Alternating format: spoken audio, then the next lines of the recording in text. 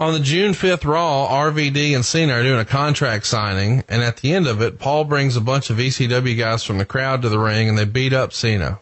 Sabu goes down with a chair, and then put Cena through the table before the WWE guys come out. That sets up WWE versus ECW head-to-head, where RVD would pin the world champion Rey Mysterio. They only go 2 minutes here, and it was a non-title match, but still told a fun story about what RVD was capable of. And RVD would say he was more inspired that night than he had been since he was the hardcore champion. It was sort of fun to throw the rule book out and just wrestle the way he wanted to with these old ECW style rules. But it only got 2 stars from Wade Keller. What'd you think of this head-to-head match with Rey Mysterio? Well, I mean, it was good. It told a good story, and it told you the story of what the hell the future was going to hold. And it got buzz. And I think that people were all of a sudden thinking, okay, because Rob won this non-title match, when you get to the ECW, he ain't winning. There's no way that RVD is going to beat John Cena. It's not going to happen. And guess what happened? It did happen. And it happened in a big way at One Night Stand 2006. Arguably the biggest moment in Rob's career here, man. It's a big deal. June 11th at the Hammerstein Ballroom, the exact same venue as the first One Night Stand. They go 21 minutes in an ECW rules match, and man, the crowd is hot for this in a big way. If you haven't seen this, I'm going to encourage you to go watch it just because of the crowd, man. The crowd is maybe one of the most electric crowds in the history of wrestling. RVD gets his crowning moment, 2 3/4 stars. Fun little note here that you'll hear one day, I'm sure, from Mr. Heyman. What do you remember about this match and the crowd itself?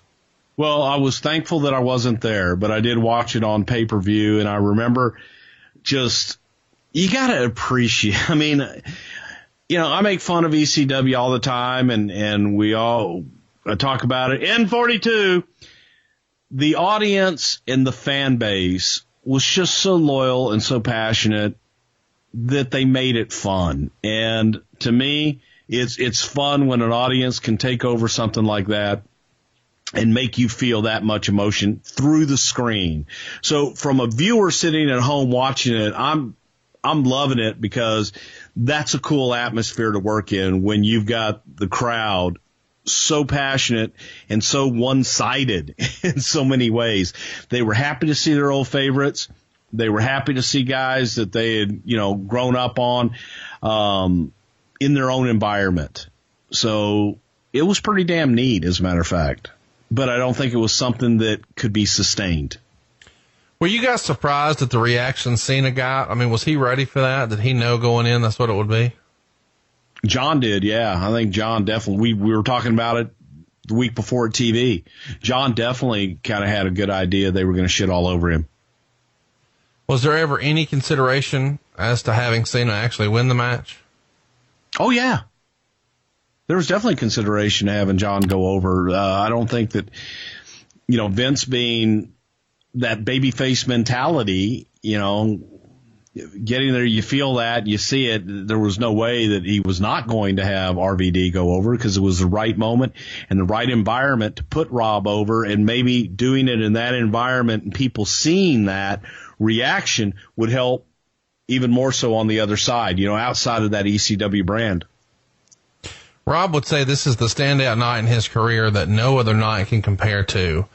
And a lot of this is really sort of his idea because he was the guy who sort of put the bug in Vince's ear about doing an ECW pay-per-view. And the success of One Night Stand 05 led to Vince bringing it back here in 06. And then along the way, he had, stood up to Johnny Ace, and then I had a little confrontation with Vince about tribute to the troops, and then the leg injury, and a lot of stuff to overcome here.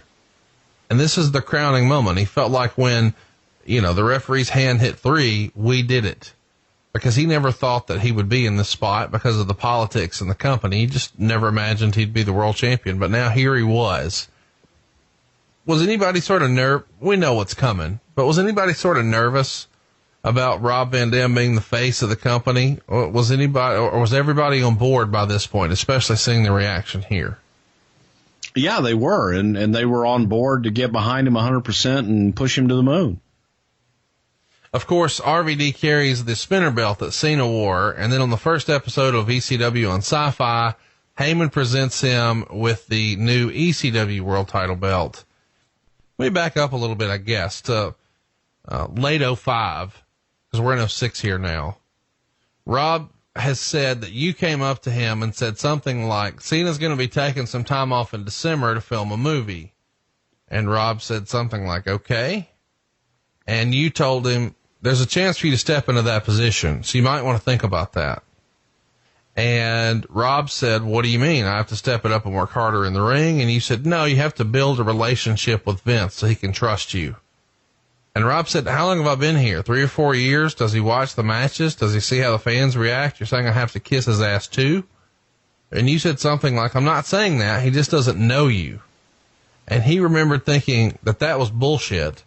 And then Shane came up to him and told him the same thing. And he says, my father has to trust you and build a relationship with you. And that's the only thing that's missing from you being a top guy. And Rob is sort of feeling like you guys are telling him you got to go kiss Vince's ass. But really, it was about building a relationship. And Rob said whenever he tried to do that with Vince, it was always awkward. He had nothing but respect for Vince, but whenever they talked, it was just short and sort of awkward, like, how you doing? How are you? Just those simple exchanges. But Shane even used Eddie as an example, saying that Eddie went to Vince and told him that he's going to be the champion now or down the road, and that led to them sort of forming a bond and a friendship. Do you think in hindsight, Rob fucked up by not sort of befriending Vince and developing that relationship, and maybe that's why Triple H was in the spot he was in and RVD was in the spot he was in? Well, I think it goes to all talents, and I think that in hindsight, Rob agreed with our analogy to him that he should go and forge a relationship with Vince. Every single guy on the roster has that opportunity to go and talk to Vince and have that relationship with him. If you're intimidated by him, or it's like, oh, well, he doesn't have time for me, and you're not willing to take the time and the extra effort to go make that relationship, he's not going to. Vince is not going to go out of his way to make that relationship to somebody who avoids him in the hallway. If they see him coming, they go the other way. I always liked Rob, and I was trying to give him some advice to say, hey, man, there's an opportunity here, and this is your opportunity. You can go and you need to go talk to Vince. You need to talk to Vince about what you see as your future, what Vince sees as your future, and how the two of you can work together to make it an ideal situation for everybody, not just for the company, but for you too. Tell him what you see. You got through to him on the ECW pay-per-view. You got through to him with the reaction that you got there. Now Rob has to go and make a relationship with Vince so that he understands what makes Rob tick. And Rob understands what makes Vince tick.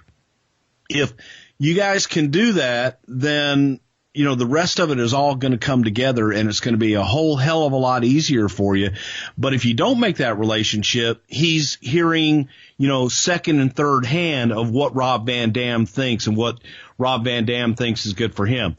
You need to go tell him. You need to talk to him about it and have those conversations, not somebody else. And what I was trying to tell him was, you know, go make that relationship, but don't let Paul or anybody else do your bidding for you. You go do it.